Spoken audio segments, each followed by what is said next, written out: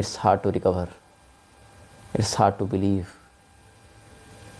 It's hard to forgive. It's harder to forget.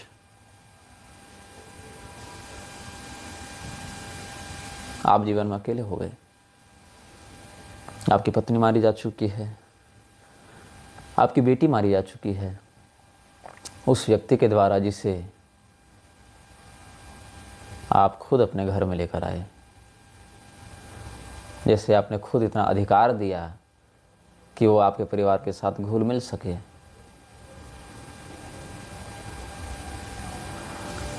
यही है RSS और हिंदुओं का रिश्ता। बहुत कम लोग इस रिश्ते को इतनी सूक्ष्मता से सोचते हैं या समझते हैं।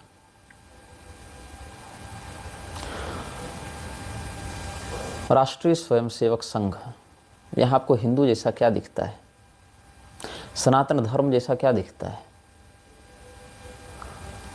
आप जानते हैं कि मुस्लिम राष्ट्रीय मंच और राष्ट्रीय ईसाई मंच भी आरएसएस चलाता है। वहाँ स्पष्ट रूप से मुस्लिम और ईसाई का उल्लेख है और मुझे पूरा विश्वास है कि जब राष्ट्रीय मुस्लिम मंच या ईसाई मंच की बात होती है, they don't interfere with the doctrines of Quran and Bible, but they insist to change the principles of Sanatan Dharmashastra, to manipulate you through their agenda, through their narratives. They create their own definition of dharma.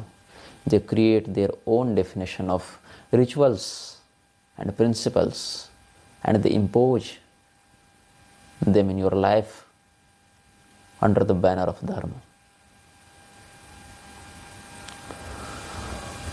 RSS के जो निचले स्तर के कार्यकर्ता हैं, starting from the ground level, उनके मन में आरएसएस को ज्वाइन करने की, आरएसएस में सम्मिलित होने की इच्छा क्यों होती है? दो कारण हैं। वो चाहते हैं कि हम धर्म के लिए काम करें, अपने धर्म की रक्षा करें, अपने धर्म के संस्कार को जागृत करें, संस्कृतिपूर्ण जीवन व्यतीत करें। ये एक सौम्य इच्छा होती है। अथवा इससे थोड़ी सी अधिक कठोर इच्छा यह होती है कि संकट के समय में हम एक संगठन के रूप में सनातन के लिए एकजुट हो सकें।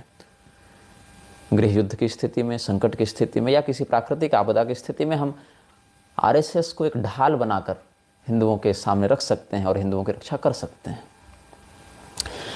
पिछले 100 सालों में क्या आरएसएस ने यह काम किया है?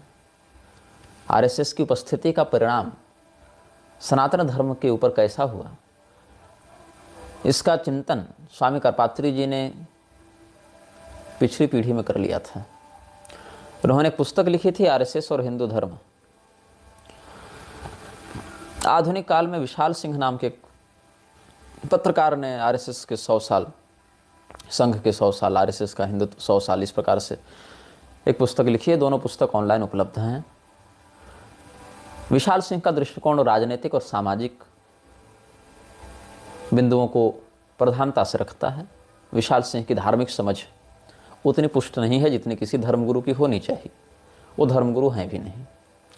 वो एक पत्रकार की हैसियत से, एक सामाजिक विचारक की हैसियत से जो देख सकते हैं, जो सोच सकते हैं, जितना समझ सकते हैं, उस स्तर पर उन्होंने लिखा है। स्वामी करपात्री जी एक व्यापक दृष्टिकोण प्रदान करते हैं, किंतु उनके उस दृष्टिकोण में उनकी पीढ़ी का प्रभाव दिखता है, जो कि वर्तमान परिस्थितियों में बहुत ज़्यादा विकृत हो चुका है। इतना अधिक जितना शायद उन्होंने भी उस काल में नहीं सोचा था। उनके चिंतन में प्राचीनता है, लेकिन यथार्थ है, और उस प्राचीनता में हमें धार्मिक दृष्टिकोण का भी एक प्रभाव देखने को मिलता है, क्योंकि वो एक प्रतिष्ठित धर्मगुरु रहे।